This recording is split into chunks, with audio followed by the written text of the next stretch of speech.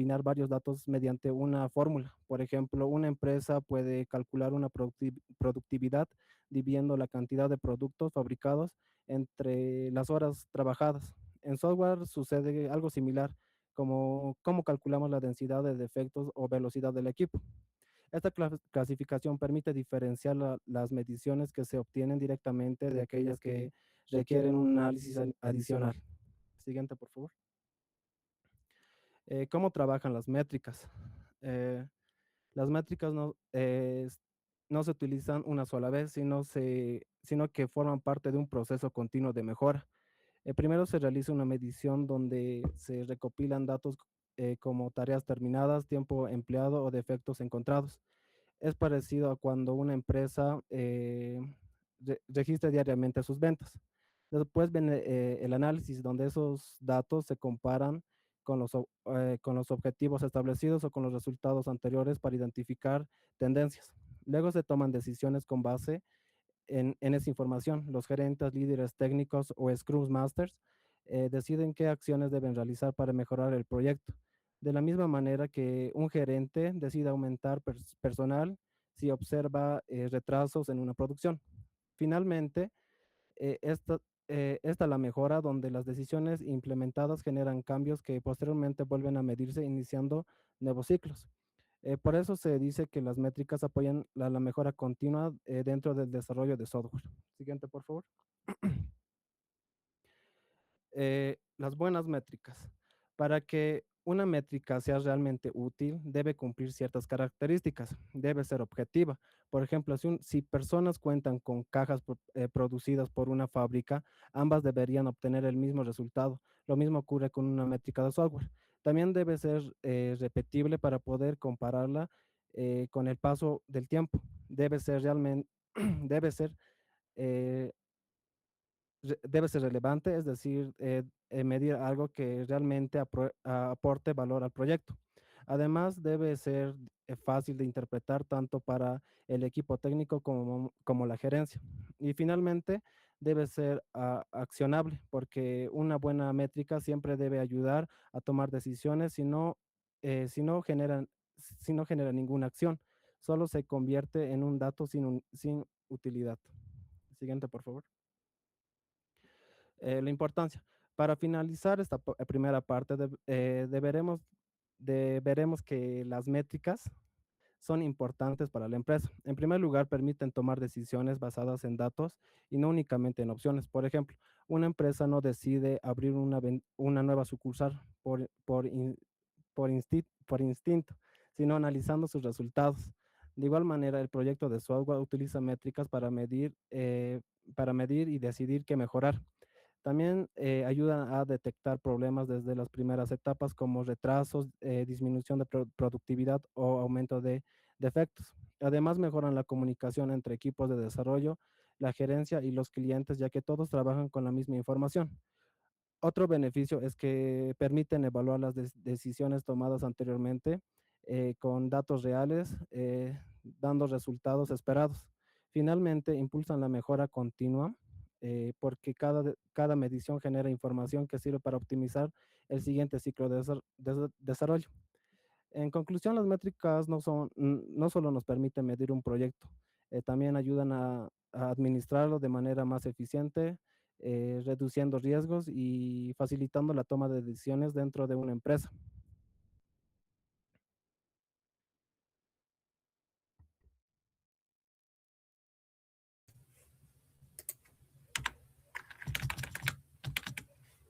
Continuando, tenemos los diagramas como herramienta para trabajar con métricas.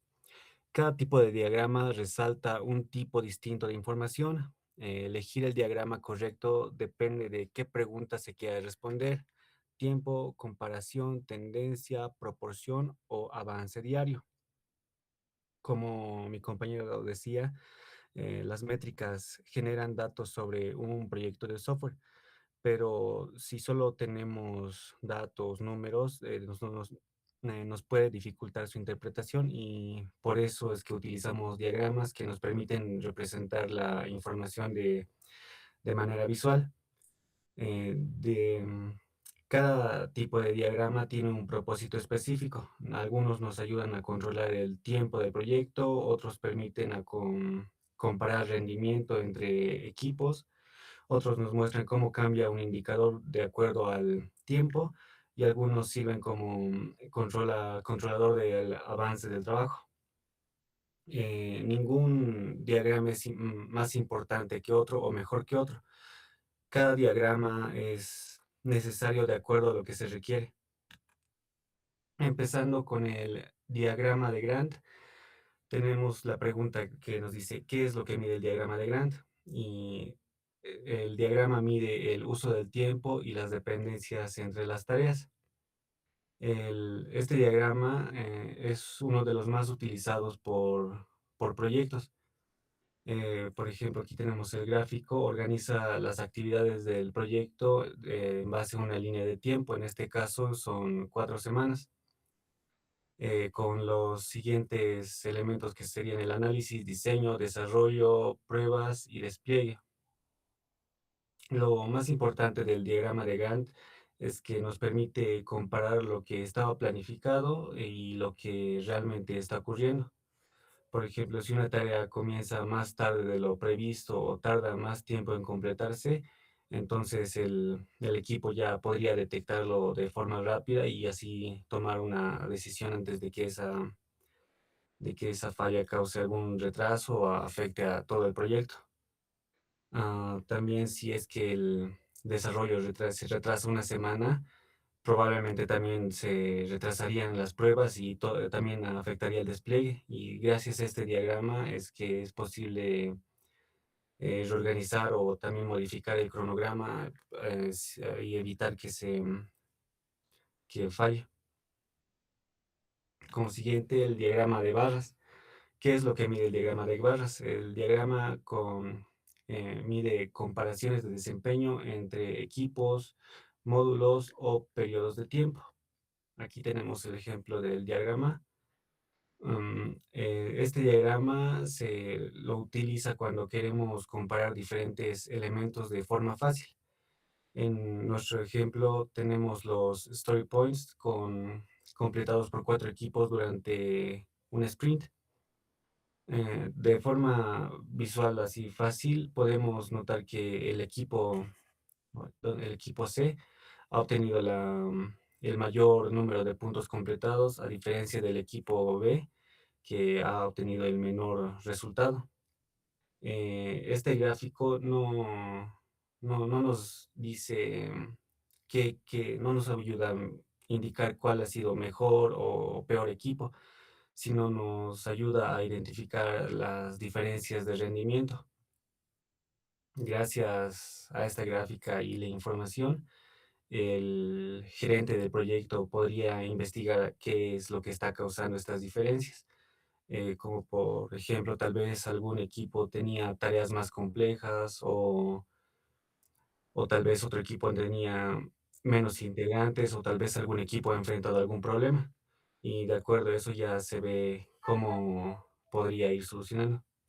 Como siguiente tenemos el diagrama de líneas. ¿Qué es lo que mide el diagrama de líneas? Mide la evolución o tendencia de un indicador a lo largo del tiempo. Este diagrama nos sirve para observar cómo es que cambia un indicador a medida que el proyecto está avanzando. En este caso, tenemos que la representación de 2 líneas, una representa los defectos críticos y la otra representa los defectos menores que han sido encontrados durante 6 sprints. Podemos ver que ambas líneas muestran tendencias en descenso o descendentes, lo que significa que el equipo está encontrando cada vez menos errores en lo que avanza el proyecto. Este gráfico es útil porque no solo nos muestra un dato aislado, sino la evolución completa de todo el proyecto. Y gracias a este diagrama podemos responder preguntas del tipo, las mejoras implementadas están ayudando están ayudando realmente o la calidad del software ha subido o ha bajado, o el número de errores sigue una tendencia positiva o negativa, y en este ejemplo vemos que tiene una tendencia a la baja. De forma resumida, es que este diagrama nos ayuda a comprobar si las decisiones tomadas con anterioridad están dando buenos resultados. Como siguiente, el diagrama de pastel o también diagrama circular. ¿Qué mide el diagrama? Mide las proporciones o distribución de un total, costos, recursos, tiempo o presupuesto. Este, este diagrama muestra cómo es que se distribuye un total en diferentes categorías. En este caso tenemos 4: de desarrollo, pruebas, gestión e infraestructura. Se nos muestra cómo es que se reparte el presupuesto del proyecto en las 4. También podemos observar de forma visual y forma rápida que la mayor parte del presupuesto se va en desarrollo y gestión, pruebas, gestión, no, ¿dónde estás? Pruebas tiene un 25% y gestión e infraestructura son los que menos presupuesto reciben. La ventaja principal de este diagrama, de este gráfico, es que nos permite comprender la distribución de los recursos de forma visual simple, con un solo vistazo. Pero alguna desventaja que tiene es que no es el mejor diagrama para comparar cantidades que son muy parecidas. En este caso vemos 15-15, o serían diferentes, en diferentes casos podrían ser montos más cercanos. Este diagrama es demasiado útil para poder responder preguntas del tipo: ¿en qué área estamos invirtiendo más? Si la distribución del presupuesto está equilibrada o no, o alguna actividad está consumiendo demasiados recursos. Pasando con el siguiente diagrama, tenemos el burnout chart. ¿Qué es lo que mide? Este diagrama mide el avance diario del trabajo pendiente dentro de un sprint. Este último diagrama es muy utilizado en metodologías ágiles como el Scrum. El ejemplo consta de 2 líneas, que esta, la más recta, sería el camino ideal, y la verde, que es el camino real. La primera ideal representa el avance de, por ejemplo, cómo debería ir disminuyendo el trabajo pendiente de cada día de proyecto. Y la segunda, la real, nos muestra el avance real del equipo. Si vemos que si ambas líneas permanecen cercanas, significa que el sprint está avanzando según lo planificado, pero si se separan, se van separando con el transcurso del tiempo, el equipo ya podría detectar que existe algún retraso y tomar alguna medida antes de finalizar cada sprint. Por estas razones que el burnout chart es una herramienta muy importante para realizar el seguimiento diario del proyecto y así mantener el proyecto bajo control. Eh, Aquí tenemos una tabla que resume los diagramas que se han visto, y tenemos iniciando el Gantt, que mide, recordemos, el tiempo y el cronograma y nos sirve para controlar fechas de entrega y dependencias entre tareas. El diagrama de barras, que mide comparaciones y nos sirve para ver diferencias de rendimiento entre equipos o módulos. Diagrama de líneas, que es lo que mide la evolución y nos sirve para ver tendencias de un indicador, que recordemos la pregunta es de ¿mejoramos o empeoramos? Diagrama de pastel, que nos ayuda a medir proporciones y nos sirve para ver la distribución de costos, tiempo o recursos dentro del proyecto. Y el último diagrama, burn-down chart, mide el avance diario y nos sirve para control ágil de la productividad del sprint.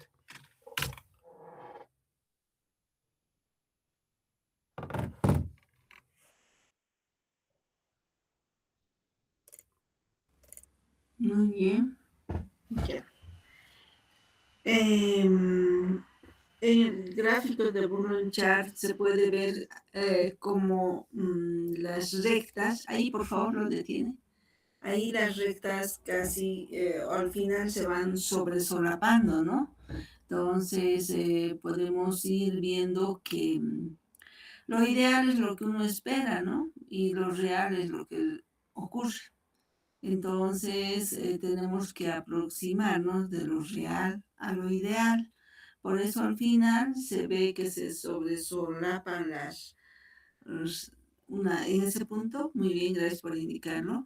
Entonces se sobresolapan las líneas, ¿no? Entonces es que empezamos a alcanzar el punto óptimo y la recta óptima, ¿no? Para ver que llegamos a un objetivo ideal o del real llegamos al objetivo ideal. Muy bien.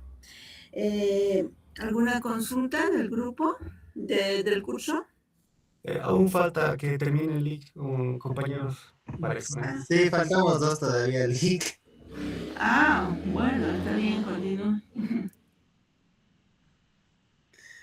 Ahora, como mis compañeros han explicado un cachito la teoría de todo lo que se hace en las métricas, ahora vamos a aplicar un caso práctico utilizando la empresa de Delicia. Siguiente diapositiva, por favor. Como todos saben, Delicia es una empresa de distribución de alimentos, ya sean lácteos, helados, etcétera, etcétera, en el cual hemos utilizado en este caso un sistema de pedidos en línea para utilizar las métricas y así poder medir avances, productividad, defectos y cumplimientos de tiempo durante el desarrollo. Durante este caso hemos utilizado tres tipos de métricas. Hemos aplicado 5 gráficos aplicados para ver los fines que se va a cumplir dentro del proyecto y el caso de estudio que es el mismo de Delicia. Siguiente, por favor. Ah, no, una más atrás, una más atrás. Bien.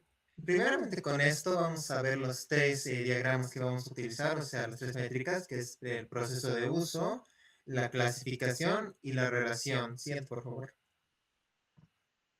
Dentro del proceso de uso es un ciclo básico que se utiliza para todos los sistemas, que es la medición de los datos para luego analizar los resultados de los datos medidos. Ahí se toman las decisiones y finalmente se va a anotar o ver las mejoras del proyecto mismo o del software. Siguiente, por favor. Dentro de aquí en la clasificación de métricas, como mi compañero Luis ha explicado anteriormente, hay tres, que es el producto, el proceso y el proyecto. El producto, retomando un poquito lo que él ha dicho, es la calidad y tamaño del software. En este caso, podemos utilizar la cantidad de defectos. El proceso, que es la eficiencia de las actividades de desarrollo, la productividad del equipo, y del proyecto es el coste, tiempo y recursos del cumplimiento de tiempos, en este caso. Siguiente, por favor. Dentro de la relación de empresas, proyecto y métricas, la empresa primero define y gestiona los proyectos, que en el caso es el de Delicia. Dentro de la gestión se aplican las métricas y de ahí pasamos a el resultado para ver la mejora del software y de la misma empresa. Siguiente, por favor. En el caso de estudio práctico que hemos utilizado, como ya mencionaba, vamos a utilizar 5 diagramas, que en los cuales mi compañero igual ha explicado anteriormente, que es el diagrama de Gantt, que es en este caso es el cumplimiento de tiempos, el de barras, la productividad del equipo, las líneas, evolución de los defectos, el de pastel, que es la distribución de recursos, y por último el de burn down, que hace el avance diario del sprint. Buenas noches, licenciada. Bueno, yo voy a explicar cómo se puede ver el diagrama. Bueno, esto nos permite ver el cronograma completo del proyecto y comparar lo planificado contra lo que pasó en la realidad. En el azul tenemos lo planificado y en naranja lo que efectivamente ocurrió en cada una de los 5 etapas, como el análisis, diseño, desarrollo, pruebas y despliegue. Como puede ver en todas estas etapas, las barras naranjas se recorrió hacia la derecha respecto al azul, lo que significa que el proyecto se fue atrasado, etapa por etapa. Y esto hace que más grande sea que se haya tardado más y que se haya extendido bastante más allá de lo planificado. Siguiente, por favor. Bueno, acá también podemos comparar la productividad de los dos equipos a lo largo de los sprints, ¿no? Midiendo los story points completos del equipo A, que es en naranja, que son 48 puntos del sprint 1 y 32, y del sprint 2, que es el 30, y el sprint 3 y 35, y el sprint 4. El equipo B, el azul completo del 22, 25 y 27, 26 respectivamente de los... ya. Y el equipo A estuvo siempre por encima del equipo B, y la brecha más grande ¿cómo se dice la palabra? Se da justamente en el último sprint, que es con 35 contra 26. Y esto nos muestra que convierte de vista por el equipo B sin de menos o evaluar una distribución de los equipos. Siguiente, por favor. Y bueno, este, este gráfico significa la evolución de dos de defectos a lo largo de 5 clics, los picos en rojo y los menores en amarillo. Los defectos críticos bajan de forma constante desde el inicio, desde el 9, 7, 5, 3 y 2. Y los defectos menores, en cambio, primero suben del 15 a 18 entre el sprint 1 y el sprint 2. Y recién después empiezan a bajar como en el 18, 12, 9 y 6. Para el sprint 5, ambos tipos de defectos llegan a su nivel más bajo de lo que puede confirmar de las mejores implementados durante el proyecto realmente. Siguiente, por favor. Bueno, el siguiente es el diagrama de pastel que se lee de la forma de que no tiene este diagrama de pastel no tiene este X ni este Y porque esto lo es diferente a lo anterior. No muestra una evolución en el tiempo, sino cómo se reparte en total de recursos del proyecto en distintas categorías, como el 40% se destina al desarrollo, el 20% a pruebas, el 15% a gestión, el otro 15% a infraestructura y el ¿Cómo 10% se copia este pantalla? restante a capacitación. Esto nos permite ver un vistazo de los recursos. Está bien balanceando entre las distintas áreas del proyecto. Siguiente, por favor. No, siguiente, o sea, siguiente. Ya. La tabla de resumen. Bueno, aquí tenemos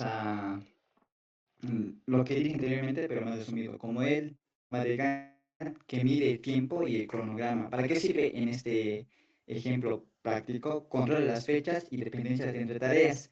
¿Qué diagrama de base son las comparaciones? Que en esto ver las diferencias de productividad entre equipos y el diagrama de líneas, que es la evolución, que es las diferencias de calidad que mejoramos o en qué empeoramos. Y el diagrama de base, que es por proporciones, que ve la distribución de los recursos y el diagrama de Bohr, donde es el avance diario o el rol ágil de la productividad del sprint. Siguiente. Y bueno, estas métricas de la ingeniería de software permite que las empresas dejen de gestionar sus productos tecnológicos a ojo y empiecen a tomar decisiones basadas en datos concretos. Un mismo proyecto puede analizar distintos ángulos como el tiempo, productividad, calidad y recursos, y cada ángulo tiene un diagrama de lo que se presenta con claridad. Gracias, licenciada. Eso sería todo.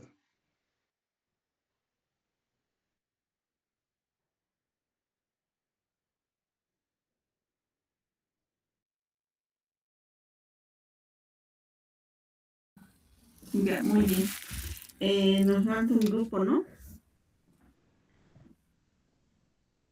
Hola. Sí, sí.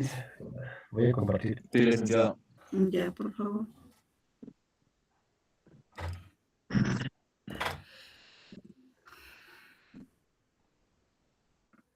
Ya, ¿se ve, Lice? Sí, se ve. Ya. Pueden iniciar.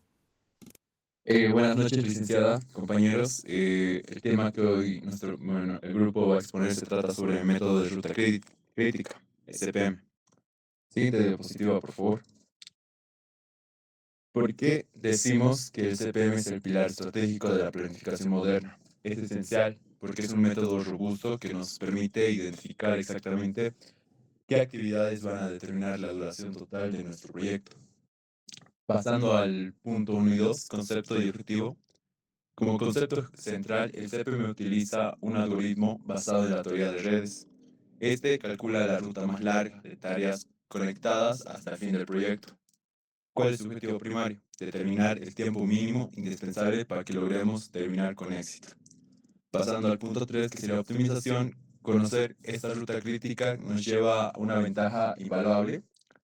La optimización de recursos, sabiendo que tareas no tienen margen de error, podemos asignar el capital financiero y el talento humano exactamente a las actividades que realmente no pueden esperar. Y con el punto 4, que sería control, nos brinda una herramienta perfecta para que el control del avance, ya que facilita la comparación entre nuestro proyecto, progreso real y el planificado, permitiéndonos detectar desviaciones a tiempo. Siguiente diapositiva, por favor.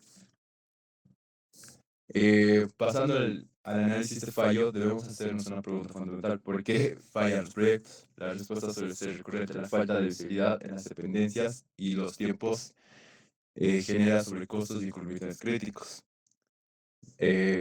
Pasando al punto 1 y 2, que sería planificación y recursos, vemos las causas principales. Primero, una planificación deficiente. Sin una hoja de ruta clara, las tareas se ejecutan de manera completamente desordenada. Y segundo, una mala gestión de recursos, el uso ineficiente de nuestro personal y materiales inevitablemente eleva los costos operativos. Y pasando al punto 3 y 4, dependencia e impacto, eh, ignora las críticas, una mala gestión de tareas que están ligadas entre sí y causa severos cuellos de botella. Todo eso tiene un impacto directo y destructivo, la baja calidad del integral y un incumplimiento sistemático de los plazos establecidos. Bueno, para finalizar, frente a este escenario, el CPM se presenta como la solución. Implementar este método nos permite tomar el control total y absoluto del cronograma del proyecto, mitigando riesgos y asegurando el éxito. Eso sería todo de mi parte, mis compañeros van a seguir. Bueno, continuando, el CPM se basa en 5 características principales. El primero, la red de actividades, que representa gráficamente todas las tareas del proyecto. El segundo, las dependencias, que indican las actividades que deben realizarse antes que otras. Y el tercero, la estimación de tiempos, donde se calcula cuánto durará cada actividad. El cuarto son las holguras, que muestran cuánto puede retrasarse una tarea sin afectar el proyecto. Y finalmente, la ruta crítica, que es la secuencia de actividades con holgura cero y que determina la duración que va a tener el proyecto. Gracias a estas características, el CPM puede aplicarse en distintos sectores como la construcción, el desarrollo de software, la manufactura, la investigación y la gestión empresarial. Siguiente, por favor. Bueno, en- vamos a ver ahora las 6 etapas para dominar el CPM. La primera es la identificación de actividades donde se listan todas las tareas necesarias. La segunda consiste en determinar las dependencias, es decir, el orden lógico en las que debe ejecutarse cada tarea. La tercera es estimar la duración de cada actividad. La cuarta etapa es construir la red del proyecto representando gráficamente las actividades entre tareas. La quinta es calcular los tiempos tempranos, tardíos y de inicio y de finalización. Finalmente se calcula las holguras y se identifica la ruta crítica, que está formada por las actividades que no tienen margen de retraso. Siguiendo estas 6 etapas es posible planificar un proyecto de forma más eficiente y reducir en gran medida los riesgos de incumplimiento. Continuando, va a continuar mi compañero.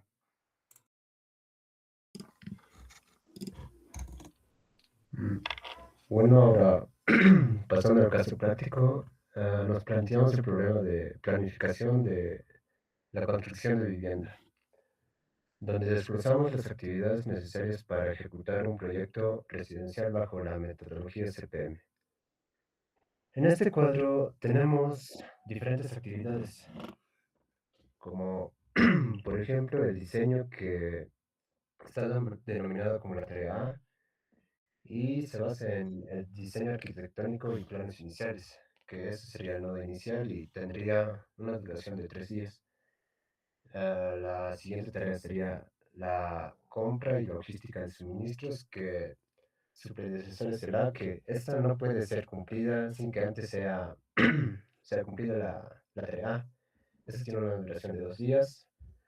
La tarea C de terrenos es la preparación y nivelación del área. Debe cumplir como predecesora a la B y tiene una duración de 4 días. Los cimientos es la construcción de bases y cimentación. Deben cumplir antes la tarea B y la tarea C y tienen una duración de 5 días. Las paredes es el levantamiento de estructura principal, debe cumplir la D, una duración de 4 días. Luego pasando al techo es la instalación de cubiertos y aislamiento, debe cumplir la tarea E y con una duración de 3 días. Y luego la actividad G, que es todo de la infraestructura eléctrica, es la instalación de cableado y puntos de red. Debe cumplir también la tarea E antes y tiene una duración de 2 días. Y para finalizar los acabados, que es la tarea H, debe dar los detalles finales y pintura de interiores. Y debe cumplir la tarea F con una duración de 4 días. Ahora va a continuar mi compañero. Gracias. Bueno, para este ejemplo usamos la construcción de una vivienda unifamiliar, ya que es un proyecto más fácil de asimilar. Esto nos permite observar cómo se aplica el método de la ruta crítica en un proyecto como tal. Bueno, también nos permitirá comprender que a medida que avanza la construcción, cada actividad depende de una actividad anterior, por lo que así podremos identificar cuáles pueden realizarse con un tiempo límite fijo y cuáles pueden realizarse con más tiempo. Lo primero que debemos hacer es identificar todas las actividades del proyecto, comenzando con el diseño arquitectónico, que tardará como 3 días. Después se realizará la compra de materiales, que tardará alrededor de 2 días. La preparación del terreno, que durará 4 días. Y una vez que ambas terminen, se construyen los cimientos durante 5 días. Luego se levantarán las paredes, que será alrededor de 4 días.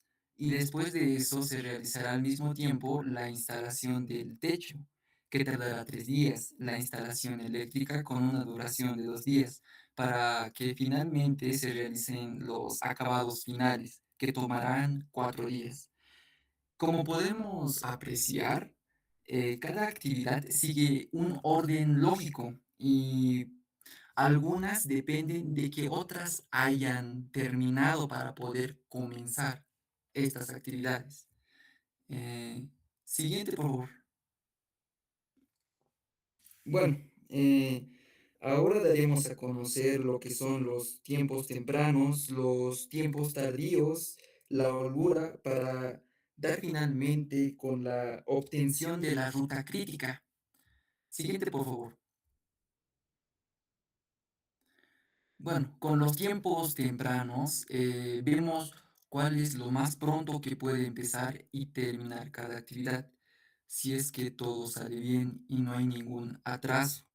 Para esto vamos avanzando desde el inicio del proyecto hasta el final, como podemos ver en la tabla de actividades. Ahora, si una actividad depende de dos o más actividades anteriores, tenemos que fijarnos en la que termina más tarde. ¿Por qué? Porque hasta que no acaben todas, la siguiente actividad no puede arrancar. Con los tiempos tempranos, con el cálculo de los tiempos tempranos, nos enteramos de cuál es el tiempo mínimo en el que se puede terminar todo el proyecto. El cálculo sería la duración de días de la actividad más el inicio temprano, IT. Con eso podremos obtener FT, que es el fin temprano. La duración mínima del proyecto será de 23 días. Siguiente, por favor. Con eso eh, también tenemos el cálculo de tiempos tardíos. Eh, es básicamente lo contrario. Aquí el recorrido lo hacemos desde el final del proyecto hacia atrás hasta llegar al inicio, como podemos ver en la tabla de actividades. Lo que buscamos es saber cuál es lo que más tarda en empezar y terminar cada actividad sin que esto atrase la fecha final que ya se tenía planeada. Esto nos sirve para saber cuánto de margen de tiempo tenemos para hacer cada actividad sin que se nos desordene todo el cronograma del proyecto. Como podemos ver, el cálculo es la duración de días de la actividad más el inicio tardío. Con eso podremos obtener FTA, que es el fin tardío. Eh, Siguiente, por favor. Y bueno, con los tiempos tempranos y los tiempos tardíos podremos obtener lo que es la holgura. La holgura representa el margen de tiempo que tiene cada actividad para ver si puede retrasarse sin afectar la duración total del proyecto. Si una actividad tiene holgura, existe cierta flexibilidad. Como podemos apreciar en el gráfico, la actividad B es la que tiene holgura. El cálculo se hace entre la resta de el inicio tardío menos el inicio temprano. Y si esta o alguna actividad saca como resultado alguna holgura igual a cero, significa que pues no puede retrasarse como tal. Siguiente, por favor. Eh, y por último, tenemos lo que es la ruta crítica. Esta se forma con todas las actividades que no tienen ningún margen para atrasarse, es decir, que deben cumplirse exactamente en el tiempo previsto. Son las actividades más importantes de todo el proyecto porque de ellas depende la duración total del cronograma del proyecto. En nuestro ejemplo de ruta crítica, esta está formada por la actividad A, por la actividad C, por la actividad D, por la actividad E, por la actividad F y por la actividad H, dándonos así la duración total del proyecto, que son 23 días.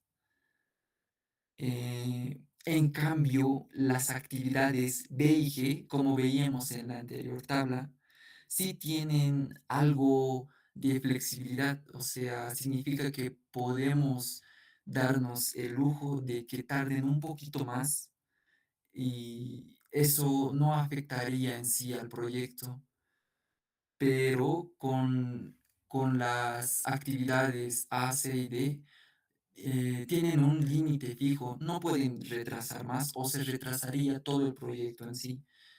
Eso es lo que sería como tal la ruta crítica. Siguiente, por favor. Le doy la voz a mi siguiente compañero. Bueno, buenas noches, licenciada. Bueno, una vez ya realizado todo el análisis del proyecto mediante el método de la ruta crítica, obtuvimos un resultado muy importante. La duración mínima para completar la construcción de la vivienda es de 23 días. Pero ese número por sí solo no es lo más relevante. Lo verdaderamente importante es conocer qué actividades determinan ese tiempo. En este caso, la ruta crítica está conformada por las actividades A, C, D, E, F y H. Estas actividades no tienen margen de retraso. Es decir, que si cualquiera de ellas se demora, aunque sea solo un día, la fecha de finalización desde el proyecto también se puede retrasar. En cambio, las actividades B y G cuentan con una pequeña holgura que es lo que lo brinda una cierta flexibilidad para reorganizar los recursos o absorber pequeños retrasos sin afectar el cronograma general. Entonces, por ello, el administrador del proyecto debe concentrar el monitoreo y la asignación de recursos principalmente en las actividades que conforman en la parte de la ruta crítica, ya que son las que determinan el éxito del proyecto. Bueno, con estos resultados, ahora podemos analizar cuáles son nuestros principales beneficios que aporta el método de la ruta crítica en la gestión de proyectos. Siguiente, por favor. Bueno, a partir del análisis realizado, podemos concluir que el método de la ruta crítica no permite calcular cuánto durará un proyecto, sino que también facilita una mejor toma de decisiones. En primer lugar, la gestión de las holguras permite identificar qué actividades tienen cierto margen de maniobra. Esto es lo que hace posible de distribuir recursos a las tareas críticas cuando sea necesario. Además, el CPM mejora significativamente la planificación. ¿Por qué? Ya que este reduce la incertidumbre y permite tomar decisiones basadas en los datos y los cálculos que se han realizado, en lugar de hacerlo únicamente por la experiencia o la intuición. En otro aspecto, también es importante la reducción de riesgos al identificar desde el inicio las actividades críticas, y esto es posible ya que nos anticipamos a posibles retrasos y aplicar acciones correctivas antes de que esto afecte el cronograma del proyecto. Y finalmente, esta metodología no se limita al sector de la construcción, esto también se puede aplicar en proyectos de ingeniería de software, como podemos hacerlo también en nuestra carrera, como en el desarrollo de sistemas, la planificación de sprints, la implementación de módulos o la coordinación de pruebas o despliegues. Bueno, en conclusión, la ruta crítica es una herramienta que contribuye a una mejor planificación, un uso más eficiente a los recursos y mayor control sobre el cumplimiento de los plazos establecidos. Bueno, licenciado, muchas gracias por su atención y quedamos atentos a cualquier pregunta o consulta que tenga. Ya, muy bien. Con esto habríamos concluido la exposición de los 10 grupos, ¿no? Entonces, mañana nos estaríamos viendo.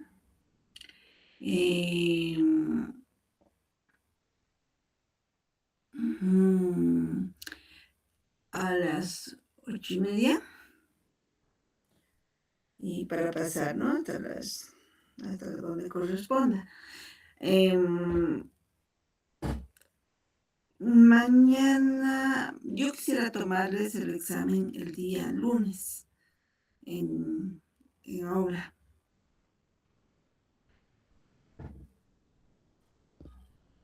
¿Qué dicen? Disculpe, ¿no habría la posibilidad de que podamos tomar de igual manera virtual el examen como el primer parcial? El día de mañana la próxima. Tal vez hacerlo el día de mañana el examen, licenciada, de manera virtual. Mañana yo quería avanzar a mostrar algunos ejemplos, ¿no? No sé si están de acuerdo. O sea, mañana tendríamos lo dividiríamos en dos la clase. Uno, para que ustedes les voy a dar un trabajo y ustedes lo vayan elaborando de forma virtual, y el otro es darles algunos ejemplos. Aunque si directamente mañana damos o sea, en el primer periodo estaríamos haciendo el trabajo que les tengo que designar, y luego daríamos el examen virtual, pero sería con cámaras encendidas. Después el examen va a ser teórico y práctico, y tendrían que tener el software para poderlo subir. ¿Qué dice?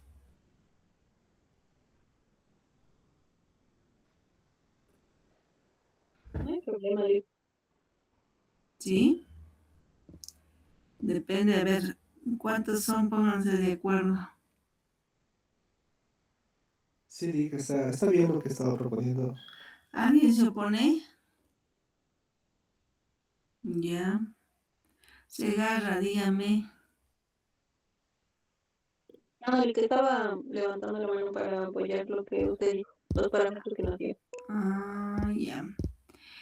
Entonces, ya, ¿cuál de las son dos propuestas? ¿Cuál de las dos? El de dar examen el día de mañana, Vic. Dar examen mañana. Sí, Ya. estoy lista, mañana. Entonces, mañana daríamos el examen a las 8:30. Va a ser teórico y práctico. Ya en ese momento les voy a explicar cómo van a hacer el examen. ¿Está bien?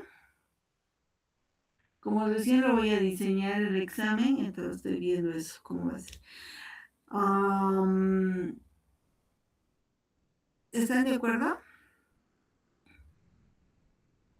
Ya. Sí, Vic. Entonces, mañana el examen les voy a... sería a las 8:30 y vamos a ver si iniciamos ese rato el examen o más tarde. Y lo que tendríamos que hacer es iniciar con el trabajo. O primero dar el examen, o luego el trabajo, o primero el trabajo y luego el examen. ¿Ya? Entonces mañana damos el examen. No sé qué hora, eso les voy a comunicar, pero nuestra clase empieza a las 8:30. ¿Está bien? Sí, licenciada. Ya. Entonces, ya vamos a hacer los casos prácticos. Ustedes, ya es su responsabilidad de ustedes. Y nos vemos mañana. 8:30. Hasta ¿Ya? mañana. Mañana vamos a trabajar por grupos, por si acaso, tienen que estar todos. ¿Ya? Entonces, nos vemos. Hasta mañana. No, licenciada, disculpe, una consultita. Dígame. Eso de las exposiciones del día de hoy, de los grupos, tanto la diapositiva y el informe a su personal le enviamos. No. Eso quería decirles, me están enviando el personal, no. Yo voy a habilitar para que me entreguen mañana. ¿Ya? Y el examen lo vamos a dar el día lunes, de hecho, ¿no? Y mañana les explico todo, cómo vamos a hacer con las diapositivas, con el texto que lo suban y todo lo demás, y cómo va a ser para el examen del día lunes. ¿Ya? Mañana. Licenciada, dijo el examen mañana. Mauricio, ¿te dormiste? No, dijo el examen que iba a ser mañana. Por eso, mañana, en un primer periodo, van a realizar un trabajo y en un segundo periodo van a dar el examen o viceversa. ¿Me entendió? Está bien, licenciada. Ya, listo. Nos vemos entonces mañana. Hasta luego. Hasta luego, Hasta luego, licenciada. Chao, chao. Hasta luego, Rick. Hasta mañana. Chao. Sí.